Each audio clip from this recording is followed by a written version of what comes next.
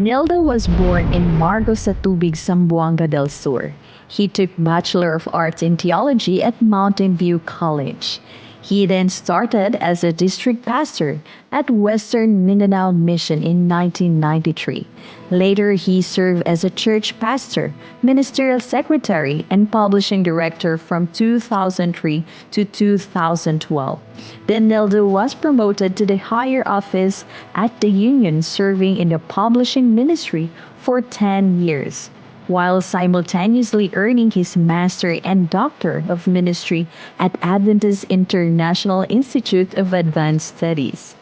Pastor Nildo is the loving husband of Mrs. Mary Joy Mamak, a nurse by profession, and together they have a joyous life with their only child, Sonia Joy Mama. To show us the truth tonight, our speaker is the president of Southern Mindanao Mission, Pastor Nildo Sambolot Mama.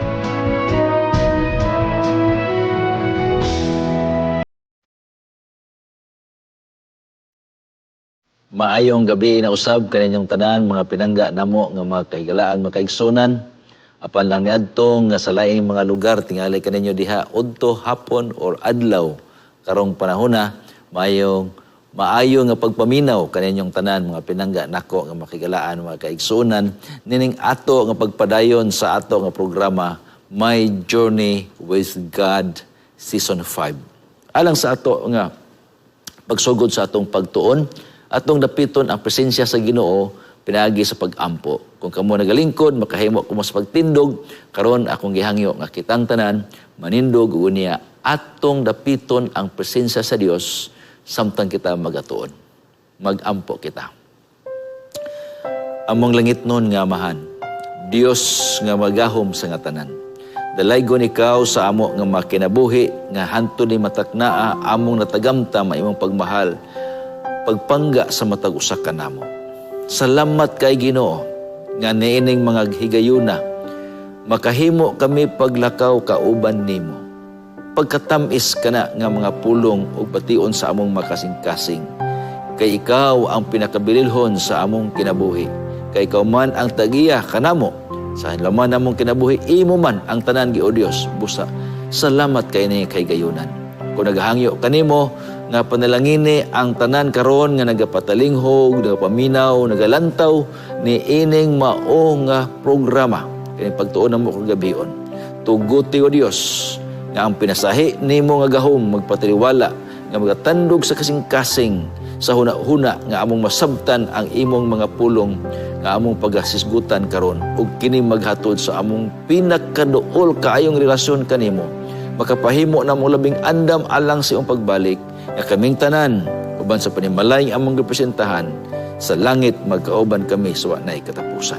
Salamat Ginoo sa imong kaayo, salamat sa imong gugma, salamat sa imong grasya ug salamat sa imong pagtubag sa pag-ampo, pagpasaylo sa among mga sala kang madawat tungod sa Hesus bugtong sa mga luwas. Amen.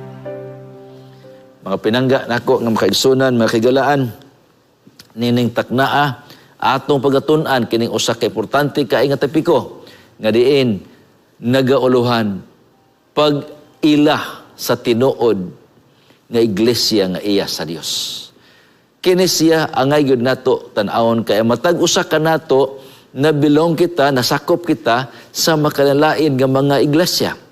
Ug unya atong tan-awon kun unsa man gyud ang ilhanan niini ang tinuod nga iglesia kay nagpadayag nga ni adtong February 1, 2024, karon lang yung tuiga, nagalantaw, mga tao, nagahimo pag-observer, nagatuon, kung pila kabuok Christian denomination sa tibuok kalibutan karon.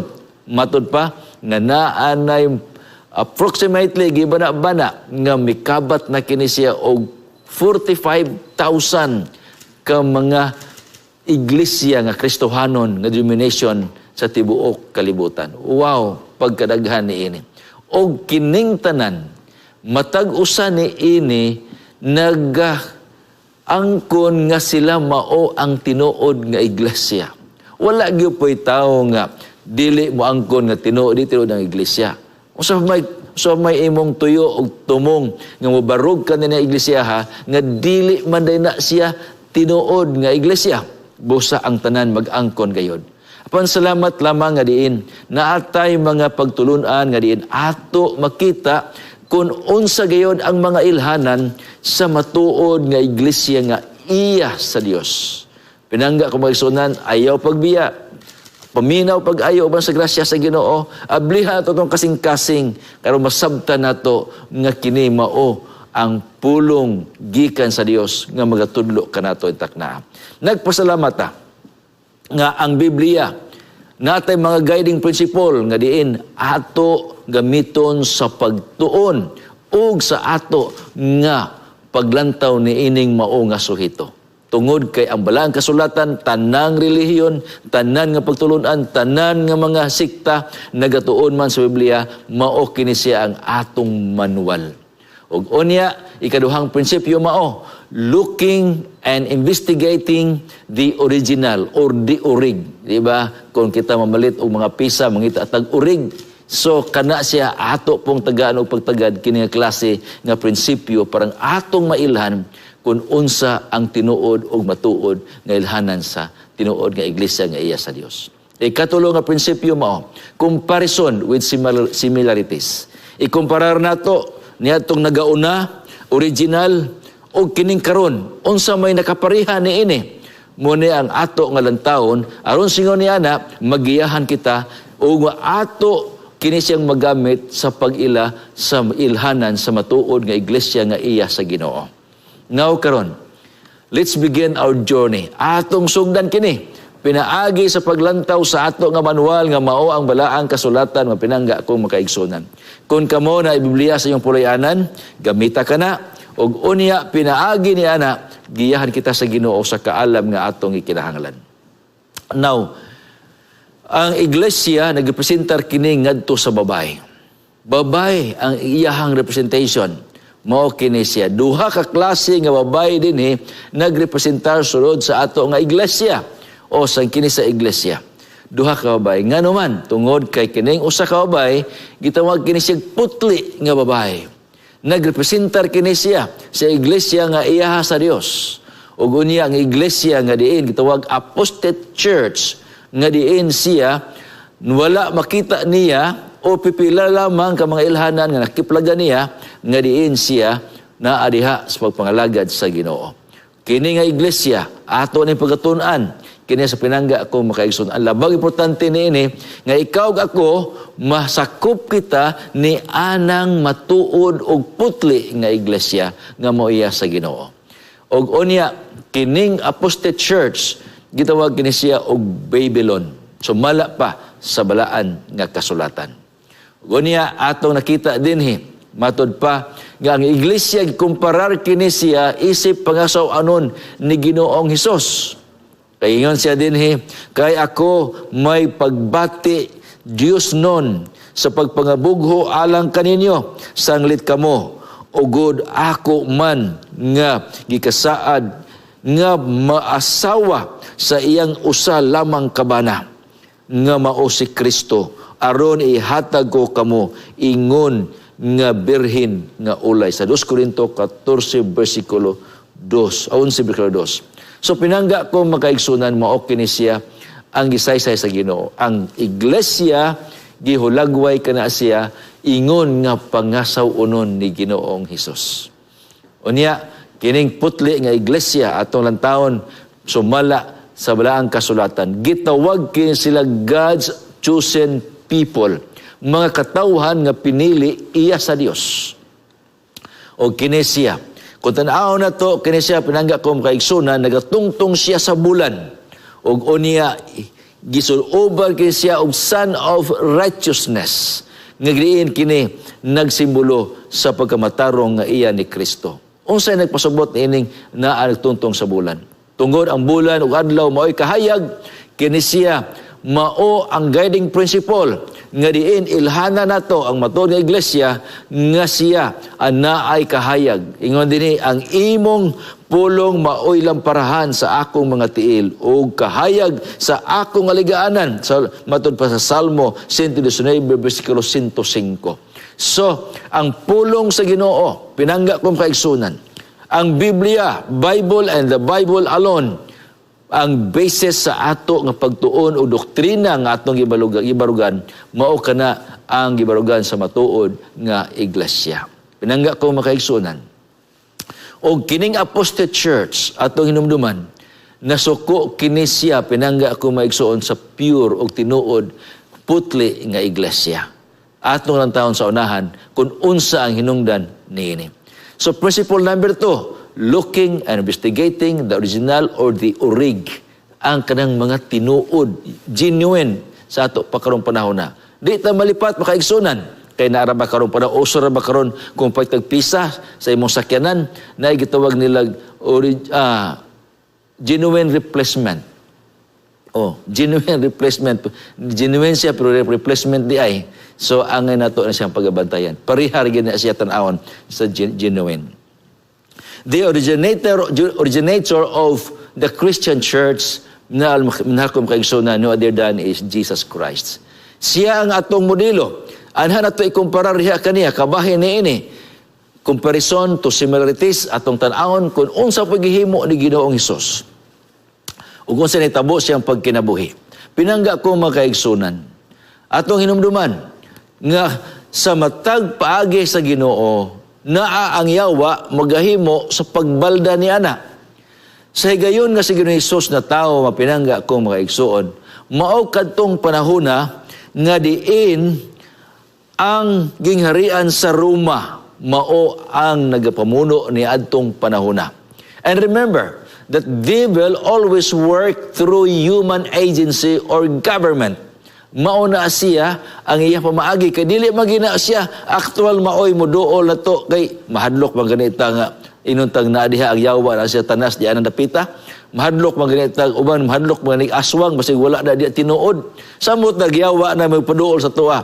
But Satan or the devil always work through human agency or government. So ato na siya nga lantawon. So niadto kapanahonan ni Ginoong Hesus ang Empire of Rome mao ang nagdumala ni adtong panahona. Busa niini gayuna si Ginoong Hesus matud pa nga ang dragon gusto niya nga tukbon ang maong anak sa babae minahako magsagunan si Ginoong Hesus as soon as siya mahimugso. So mao na siya tan-aw na to. Kung unsa nitabo ni Ginoong Hesus tinuod gayud nga diin si King Herod ni atong panahona, the emperor, the king of Rome kaigsunan. He wanted that no rival, dili siya walay karibal niya. Busa iyahang gusto niya nga pagapatyon ang tanan nga makabataan ni adtong panahona. Minahal ko makaigsunan hinungdan nga diin kining Roman government gihimo kini sang instrumento ni atong panahona sa kaaway nga mao ang yawa nga diin gusto niya nga walaon mawala si Ginoong Hesus o mamatay. So King Herod was used by the dragon to run after Jesus. Busa ato nakita sa diha nag-order siya nga talang mga bata pagapatyon apan salamat kay ang Ginoo nagaluwas kaniya nga si Joseph maigsoon gitagaan siya damgo ug unya ang manulunda nagamando kanila paglakaw pagbiya sa mga dapit ug unya sila naluwas ni si Ginoong Hesus. Ug diha hibalo mo makaigsunan usa sa mga hinungdan ug ngano si Ginoong Hesus ginalutos plano sa pagapatyon because Jesus preached the truth and exposed erroneous doctrines and traditions. Mao na yang gihimo. Iya kining gisaysay, iya kining gipadayag ang dili maayo nga madoktrina ug iyang gitsulti ang kamatuoran niya na pinangga kong makaigsunan. Busa na ning kamot ang Roman government to finally Roman government crucified Jesus. Ang ilang gusto ang ilahang gusto nga patyon gyud si Ginoong Hesus nahimo gyud atong panahon na sa diha si Ginoong Hesus gilansang sa cross ni adtong 31 AD sumala sa pagtuon kagabi minahal ko makaigsunan ug unya silang una-una daog na sila wala say problema apan pinangga ko makaigsunan it was a great failure because Jesus was crucified. Nabanhaw si Ginoong Hesus o ginoon dinhi nga diin siya ang iyang anak gisakgaw ngadto sa Dios o sa iyang trono didto si Ginoong Hesus. Hibalutan ni anak nga nabanhaw si Ginoong Hesus human sa tulo ka adlaw sa iyang pagkamatay sa iyang paglubong. O pinangga ko makaigsunan, wala magmulampuson ang plano sa kaaway nga mao ang Yawa. Now atong nakita nga si Ginoong Hesus nga mao ang originator sa tinuod nga iglesia, siya nagawali sa kamatuoran o siya gilutos atong lantawon usab ang iglesia nga diin gisimbolo sa pangasawunon ni Ginoong Hesus unsa man pod ang sitwasyon. Matod pa sa Revelation chapter 12 verse 13 nga dion nagaingon nga diin ang dragon nagahimo siya sa pakig-away sa babae nga nagaanak sa anak sa tao. So buot niya awayon ang iglesia. Minahakom kaigsunan. Nasuko ang Yawa sa iglesia nga diin nagrepresenta sa iglesia nga iya sa Ginoo. Ug niya ato nakaplagan. Dili man niya mathimo ang pag-eradicate sa iglesia kaya ato makita niya sa kasaysayan unsay nahitabo nila, gidungagan pag yun niya nga para mahimo magmalampuson gyud. Pagpatay dili man siya solusyon, busa gitangaa di pamaagi. Iyang gihimo nga mao ang iglesia naghimo siyang estratehiya ang dragon ang kaaway nga makorrupted ang ilahang doktrina, masagulan og dili maayo nga doktrina. Hinungdan pinangga ko makaigsunan panahon ni Emperor Constantine nga nahimo siyang Kristohanon apan not totally converted. Ang description kaniya, Emperor Constantine was half Christian and half pagan. Gusto niya nga i-unite kining duha, ang pagan o Kristohanon. Ug unya gusto siya katuyuan niya para nga diin ang iyahang gingharian mas mulambo pagayod ug mahimong kusganon. Yang gihimo, there was a political maneuver. Ug unya niadtong panahon na there was a union of Christian church and state ni adtong siyang kapanahonan. So, atong nakaplagan, ang handom sa pag-iusa, minahal ko makaigsunan, mao nga diin nagpabilin silang kasing-kasing. Apan ang doktrina sa iglesia, nasagulan na kini siya sa pagan doctrine. Busa gitawag kasi Christo-pagan doctrine. Muna ilang gipractice atong panahon na. Ug unya atong nahibaw-an minahal ko makaigsunan, si Constantine, mibiya siya sa Roma. Ug unya miadto siya sa Byzantium. Og iyang gibilin, gihatag niya ang dakong kagahom didto sa obispo sa Roma. Mao na nahimong gamhanan. Busa nitong panahon na pinangga kong kaigsunan, hinay-hinay sa diha ang obispo na ang nagadumala, nahimo na kini nga nabaton og namugna kining ni ang Holy Roman Empire. Natawo kini siya. And later on, kining mao nga empire, nahimo na siya ang Church in Rome, nahimo na siya Church of Rome. So iya nagyod sa Roma mapinangga ko makaigsunan. So ang nahdihandong sa paghiusa nagpabilin sa gihapon. Ug niya daghan mang musupak kun doktrina ang ilahang iplaster kay naaman nasabugan naman og dili maayo doktrina. Busa ang iglesia pinangga ko makaigsunan, nagahimo silang sistema, estratehiya nga diin aron mahimo nga magkahiusa ang kining mao nga handom nila nga kining pagan and Christian will be united. Naghimo sila by force, linog sanay nga paagi. Hinungdan ang pinangga ko makaigsunan. Nga diin gi-persecute si Ginoong Hesus, originator nga iglesia, sa iya nga sa Dios, may manusab ang iglesia nga diin gipresentahan ni Ginoong Hesus. Church of Christ was also persecuted. Pinangga ko makaigsunan. Hinungdan na mugna o natuman ang propesiya sa Daniel 9:24 pinangga ko makaigsunan. May nga nausab ang Revelation chapter 12 verse 14 nga ana ay 1,260 days or years nga niadtong panahon na si Emperor Justinian naghimo sa pagdekree, gahimo siya pagbalaod nga diin ang tanan may lapason sa pagtulunan sulod sa iglesia, siya pwede pagapatyon. Ginagukod minahal ko makaigsunan. Nya kini nahitabo for 1,260 years. Ngina kadugayon, pinangga ko maigsoon. Unsa gibasihan na ini ang Revelation 12:14 niyon din naghisgot period, time, for a time, times and half a time. So kining a time refer to 1 year equals equivalent of 12 months. Ang times for 2 years, 24 months, o gunya half a time, 6 months. Nako makaigsunan. I-total ito na siyang tanan, total of 42 months. Unsa nahimo siyang 1,260 days. Busa 42 times 30, mo na siya, and it will be literal years sa atong counting sa year, day-year counting sa prophecy. So, nga na kadugay.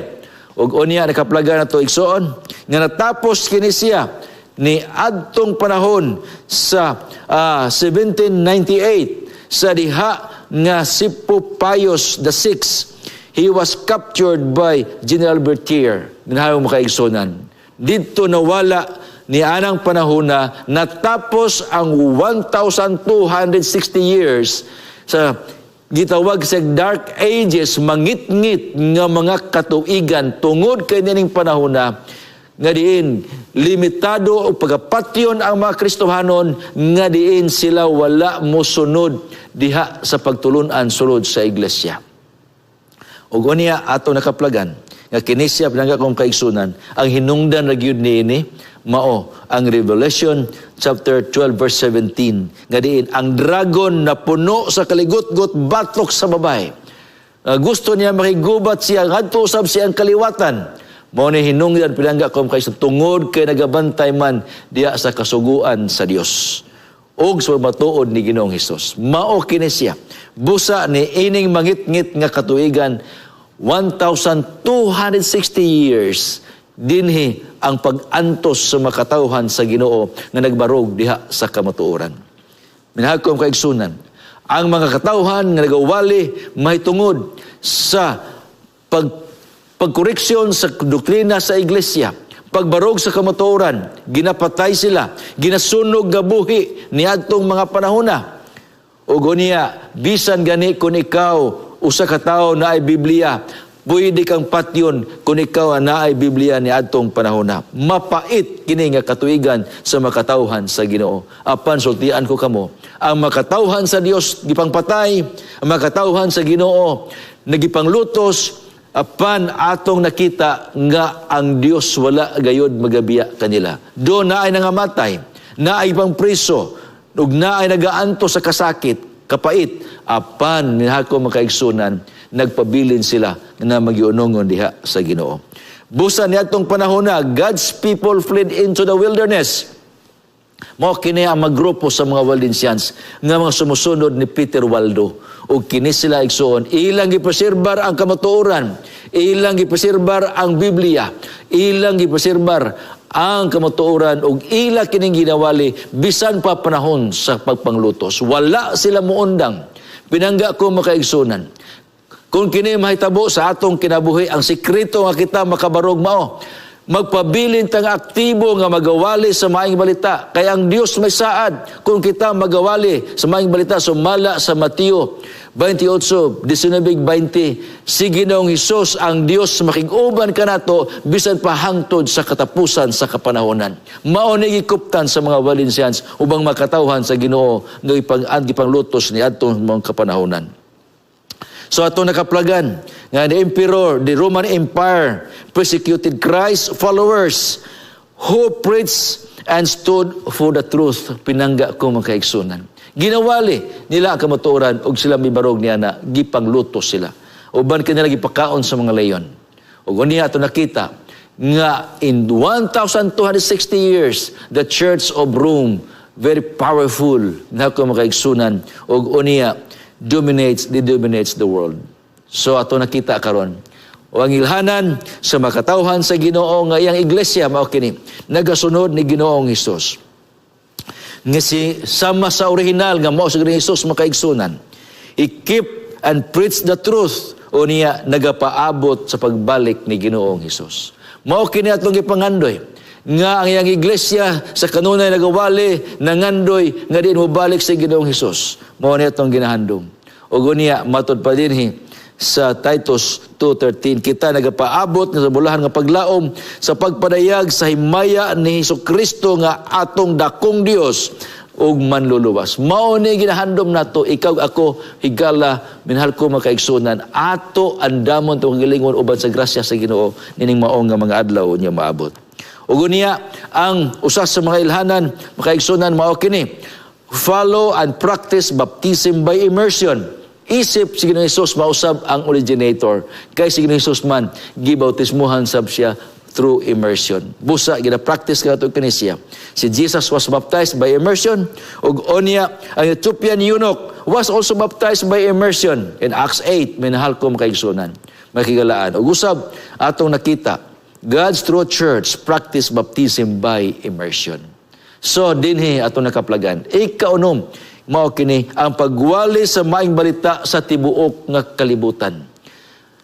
Kay gisugo kita sa Ginoo, mihako makaigsunan, and we are very glad to inform everyone that Seventh-day Adventist Church sa tibuok nga kalihok sa tibuok kalibutan, out of 228 nations recorded by the United Nations, there are 202 countries nga naa ang ato presensya sa mga Seventh-day Adventists. Maadto ta sa Amerika, Hadapita, Africa, Australia, bisan pala yung mga nasod na ay mga Adventista, mapinangga ko makaigsunan.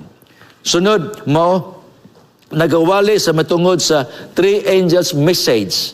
Ug unya kini siya, ug unya nagatuman sa kabuton sa Ginoo, sa kasuguan sa Dios. Ug unya anaa ang testimonya ni Ginoong Hesus.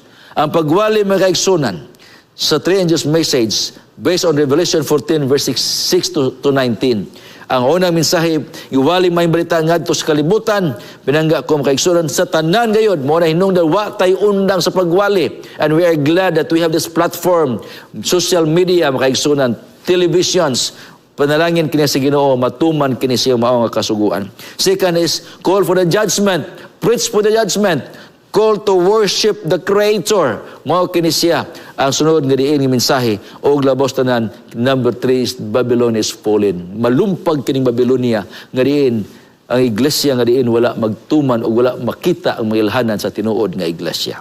Ang dakong pangutana karon, pinangga kong makaigsunan mao kini. Ngano man ang iglesia nga tinuod nga iya sa Dios, moagi man siya og pagpanglutos. Ngano man gayon? Tungod sa hinungdan minhakom kaigsunan nga ang iyawa ang dragon iya gayon gab awayon girahon makigubat gayud siya sa tinuod nga iglesia nga maong babay kay siya nagabantay man ugod sa kasuguan sa Ginoo o sa tinuhuan ni Ginoong Hesus. Busa atong lantawon kini siya. Atong nakaplagan nga ang gibantayan sa iglesia nga iya sa Ginoo ang tibuok gayod nga kasuguan.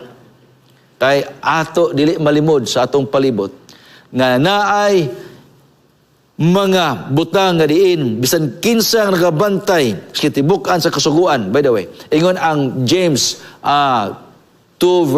chapter 2 verse 10. Bisan kinsa nagabantay sa tibukan sa kasuguan, apan may lapason siya sa usa, kabahin niini, siya mahimong may lapason sa tanan. So therefore, we can say that breaker of one, breaker of all. So tanan noon na, nalapas na niya ang tanan. Busa mao kini gimatngunan sa matuod og iglesia nga iya sa Ginoo. Ato nakaplagan nga almost all Christians denominations keep the 10 commandments, but unknowingly, they break some of the laws. So nakita na to. Kaya nga naman, wala may iglesia karon nga magwali nga pwede ka magpatay, pwede ka mangawat, pwede ka magbakak, pwede ka manapa, walay magwali ana. Busa, sila nagabantay gihapon sa napulo ka mga sugo, apan na ipipila nga wala matuman, ilabi na kining 7th day Sabbath. Maunay kasagaran nga na-break, minahal ko makaigsunan. Kay nga no, gipaning kamutan kini sa kaaway nga mawala kining adlaw ipapahulay. Kay kini mo'y dako kaayo nga ilhana nagihatag sa Dios ngadto siya makatawhan siya mismo ang nagasaysay niini. Atong pangutanon, ang original ko si Ginoong Hesus nagbantay ba sa kasuguan apil ipapahulay? Yes, certainly yes. including the seventh-day Sabbath. Unsay prueba nga diin sa Ginoong Hesus atong nakaplagan nga bisan pa dito sa sinugdanan sa paglalang sa kalibutan si Ginoong Hesus mismo mga pinangga ko makaigsunan mipahulay sa iyang paglalang og unya dinhi iyang gitudlo kay siyang makatawhan. Gani si Ginoong Hesus sa Lucas 4:16 siyang nabatasan mapinangga ko makaigsunan miadto sinagoga siya aron sa magbasa, meaning miadto sa simbahan sa alog mapahulay. O niya ang Marcos 2:28, siya mao ang Dios sa adlaw nga igpapahulay.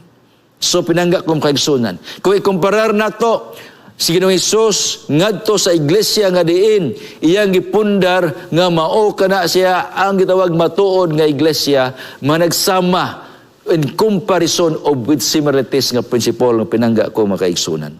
Og unya ato tanawa dinhi gani sa katapusang mga adlaw, ang iglesia nga diin gipundar sa Ginoo nga naa ang ilhanan sa matuod nga iglesia. Siya pagalutuson sa gihapon moabot ang panahon nga pagalutuson kini siya nga iglesia. O kay baluta ang the main issue of this persecution because of keeping the commandments, pagtuman sa kasuguan, ilabi na nining adlaw nga igpapahulay. Tungod kay ang kaaway maningkamot nga usahon na ang ato nga pagsimba. Busa ganit ang awa ang Mateo 24:20 ang Ginoo nagapahimangno, iampo ninyo ang iyong pagkalagaw dili matudong sa tintugnaw o sa adlaw nga igpapahulay. Humana si Jesus namatay ng panahon na apa nagamando nagahimo siya sa pagpahinomdom nga diin ang ato nga pagpangkalagaw dili matunong sa adlaw nga pahulay. So tan-aw nato kung ngano ipahulay ang pinakadako nga isyu nining panahon na kay ang ilhanan gihatag ang Dios mismo may gasulti. Mingon siya sa Ezekiel 20:19 ngadto sa 20. Ingon dinhi, I am the Lord your God. Walk in my statutes, keep my judgment and do them. Ingon siya, ako ang Dios nga imong Ginoo. Lakaw nining ako nga mga kabalauran ug bantay kining ako nga mga paghukom ug buhata kini. Ingon siya, verse 20, ingon dinhi, hallow my Sabbath, and they will be sign between me and you, that you may know that I am the Lord your God. Pagkanindot pinangga ko makaigsunan. Sa tanang mga ilhanan dinhi kaniray gispesify gayod sa Dios ang balaan nga igpapahulay. Nga giin mao ni siya ang ilhanan pinangga kong makaigsunan mga kahigalaan nga diin ilhanan tali kanato ug ngadto sa Ginoo. Kanindot ni ini nga gihatag sa Ginoo aron di ay kuno kita makahibalo nga siya ang Dios nga atong gialagaran. Pinangga ko makaigsunan higala mao kini imong palandungon karong panahon na. Salamat nga uban kanato ana-ana ni ining mao nga ilhanan. Apan kun ikaw higala igsuon wala pa ni ining mao nga ilhanan nga iya sa Ginoo ayaw pasaylua kining panahon na. Take the opportunity and grab the privilege nga diin ikaw karon nakahimo sa pagtuon niini dawata ning maong ilhanan kay ang kunon ka sa Dios nga iyang katawhan. Ngano ang Sabat may kaigsunan the only sign nga diin maghimo kanatog kalainan ngadto sa uban mga iglesyahan nga Kristohanon. Kining maong adlaw papahulay, and this would be the last issue sa conflict niini nga kalibutan. Sa panahon nga kini siya mao niya ang ato nga naginuton unya sa panahon nga diin ang mugukod sa matuod nga iglesia, and the main issue is all about the Sabbath. Kay ubang nga mga doktrina dili makapwede uban nga mga kasuguan dili makapwede lutoson ni ana kandi ka magpatay sa may mulutos ana. Higala igsoon tan-awa kung unsa ang butang nga imong gi-practice nga pwede ka lutuson unya sa Apostate Church. Minahal ko makaigsunan. Ang propesya gatag gasulti, it's only the Sabbath. Busa pinahal ko maigsuon higala ayaw pagpanuko dawata ang ilhanan nga iya sa Ginoo. O guniya ato nakaplagan ang having the testimony of Jesus. Matod pa sa Revelation 19 verse 10, the testimony of Jesus is the spirit of prophecy. Mao kini siya Di nakita nato nga si Juan Revelador, siya ang panaon, siya mihapa ngadto sa marunda makaigsunan ug unya ngadto kaniya mingon, ayaw, see that you do not do that. I am your fellow servant. Og mingon dinhi, that your brother and your brethren who have the testimony of Jesus worship God, for the testimony of Jesus is the spirit of prophecy. So pinangga ko makaigsunan, salamat kayo nga atong iglesia anaa niini nga diin naa kita nagapadako niini matagna tan-awa nga atong 2,300 ka mga adlaw nga propesiya, ang 1,260 days ato kining gipasundayag og sa mga paagi. Pinangga ko makaigsoon ginawali nato kini siya uban sa grasya sa Ginoo. Salamat sa Ginoo nga ang iglesia naa kita niining spirit of prophecy. Sa pagpanagna sa propesiya atong ginatun-an kini siya. Kung imo iglesia wala diining maong ilhanan, minhakom kaigsunan, it's time for you nga diin imo tagaan kini pagtagad. Ug atong hinumduman nga diin kini siya. Nalipay ta pinangga ko makaigsunan pagpahibalo diha kanatong tanan. Nga diin ang Seventh-day Adventist Church, ang Ginoo nagagiya ni ining mao nga iglesia nga naga-practice all of these identifying marks of the true Church of God. Salamat sa Ginoo nga diin gigiyahan kini nga iglesia ang stima niini ug ato nakaplagan nga kini siya nagahimo kini siya sa pagsunod sa kasuguan sa Ginoo. Ato nakaplagan minhakom kaigsunan, dili nato mabasol ang uban nga mga pangulo sa iglesia nga wala niining mao nga mga ilhanan. Ang mga membro di ta makabasol nga kanila kay mao sab ang kahayag nga ilang nabatnan. Di ta makabasol sa nagapanudlo niini. Apan ang ato mabasol igsuon ang sistema nga gi-adapter niini moy ato nakita ngun asa sila nabilong. Dili mo mabasol kung asa kamo nagabarog karon nga iglesia. Alang kanako dili mo angay nga basolo niini. Apan salamat nga Ginoo nagpadayag karong panahon na. Bisan pa ang mga pangulo, dili na ito mabasol kay sistema kani sa iglesia nga din ikaw nahiapil ni ana. Busa ang mando sa Ginoo, God's loving admonition na ay may gugmaon nga pahimangno sa Dios alang kanato pinangga ko kaigsunan. Ingon siya sa Pedayag 18:4, gumawa kamo kaniya makatawhan ko. Aron dili kamo makaapil sa iyang kasalanan, aron dili kamo makaambit sa iyang mga hampak. Pinangga ko maigsoon. Ang the apostate church, ang wala magsunod sa kabubuton diha sa Ginoo. Alaot igsoon, matungod pa dinhi. Ana ay dako nga kadaot hampak nga iyang mahayaguman, busa ang makatawhan. The system of the church, igsoon, maoy naa ni ana. Busa kung ikaw na niya na hangyo sa Ginoo diha kanimo karon, kung nangandoy kitag kaluwasan, nangandoy kitag kinabuhing dayon, aron dili kita makaambit niya ng hampak nga ipahimutang unya nining iglesia nga dili iya sa Ginoo. Pinangga kong makaigsunan, ingon ang Ginoo, gumawa kamo mga katawhan ko. Hinumduman nato ang ilhanan nga diin kita may katawhan sa Ginoo, iya tang ang kunon pinaagi sa ilhanan nga diin ato sigutan kaniya maong adlaw nga igpapahulay. Ug unya matud pa dinhi, asa kita paingon kumuguwa kita pinangga ko maigsoon. Ningan dinhi sa Mateo 7:13, sumulod kamo agi sa pultahan nga masigpit, kay dako ang pultahan ug sangkad ang dalan nga padulong sa kapildihan, ug ang daghan nga magasulod niini. Ug unya nagpadayon siya, kay masigpit ang pultahan ug hiktin ang dalan, ug ang kini padulong sa kinabuhi, ug jutay ra ang makatultol niini. Atong lantawon makaigsunan sa literal tong paglantaw karon. Ikumparar unsa kadaghan nga mga pagtulunan, denominations nga wala magsunod sa napulo ka mga sugo nga tanan apil ang adlaw nga pahulay. Ug pila lamang ka mga katawhan nga diin nagasunod sa adlaw nga igpapahulay.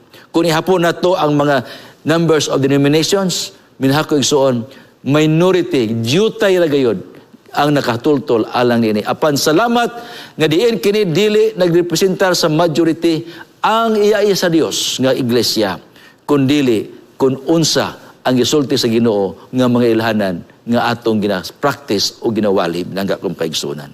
Busa ni taknaa sigun Jesus, dawata yang pagtawag karong panahon na. Karon gayod, Accept Jesus' call right now. Tomorrow might be too late. Minahal ko mga kaigsunan, siguro ang imong kinabuhi, palandunga ang imuhang pagbarog karon sa pagpangalaga diha sa Ginoo. Anaaba nako, anaaba sa sistema sa iglesia nga din akong gibarugan karon ang ilhanan sa matuod nga iglesia nga iya sa Dios. Pinangga ko maigsuon, handom sa Ginoo nga di ikaw pagaluwason unya siyang pagpadayag. Ang Ginoo magahimo pag-imbitar kanimo, pag-abi-abi kanimo si Ginoong Hesus na nagpakamatay sa Kalbaryo sa krus tungod og alang kanimo kanako. Nangandoy siya nga mihapil kita ni makatawhan nga diin maghimo sa pagsaka lakaw ni anang bulawan nga mga dalan sa langit nung pulian nga giandam sa Ginoo. Og si Ginoong Hesus mismo ang magahimo sa pag-imbitar, pag-welcome kanatong tanan dito. Iksoon kung mo imong handom, imatak na, itugyan imong kinabuhi sa Ginoo karong panahon na.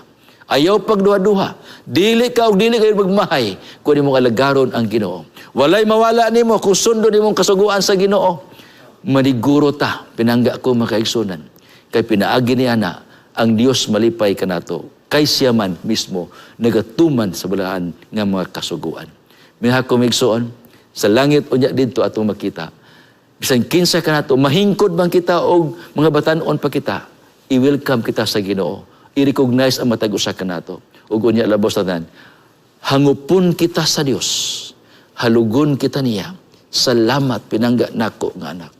Salamat nga din ikaw, mag-antos bisan pa sa kalisdanan. Salamat nga din ikaw, nangalagad ka nako. Imong gidawat ang akong imbitasyon.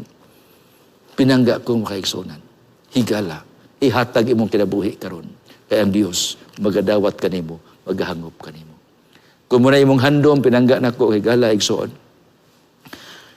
Palihog itugyan imong kinabuhi kung asa magandapita karon. Palihog og tindog ampo itugyan sa Ginoo ang imong kinabuhi. Pinangga ko makaigsunan. Itugot nga ang Ginoo may magdumala sa imong kasing-kasing sa imong kinabuhi. Dili og dili ka magmahay. Ang kaluwasan sigurado kung atong kinabuhi anaa kang Ginoong Hesus. Busentak na kung asa makakaron himutang naman simbahan sa iyong puloy-anan. Gihangyo ko ikaw kung makahimo ikaw sa pagtindog. Tindog karon ug itugyan imong kinabuhi o kitang tanan maghimo sa pag-ampo ngadto sa Ginoo. Mag-ampo kita pinangga ako maigsoon. Among langit nun nga mahan, Dios nga magahom sa nga tanan.